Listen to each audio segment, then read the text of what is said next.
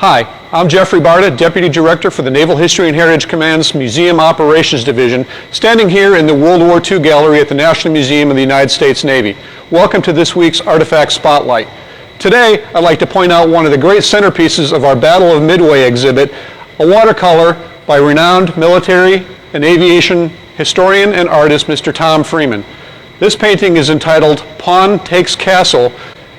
The painting above us reflects the fateful 5 minutes during which dive bombers from the USS Enterprise fatefully struck the Daiichi Kido Butai, Japanese primary aircraft carrier striking force, on 4 June during the Battle of Midway.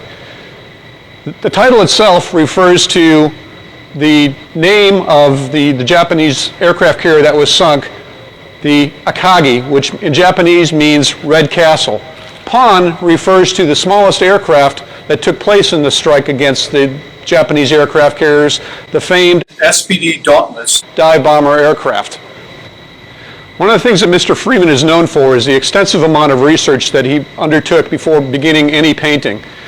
In this case, I believe that he got the story of Midway right, as reflected by recent scholarship by authors such as Anthony Tully and John Parshall, which contradicts much of the early day scholarship that we knew from the Battle of Midway.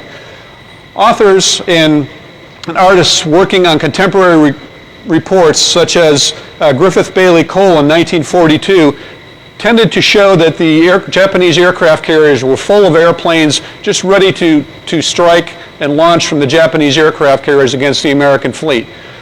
Thanks to historians such as Parshall and Tully, we now believe that this was not the case, that the aircraft were still below decks, being armed and fueled prior to the strike, and therefore previous representations weren't accurate.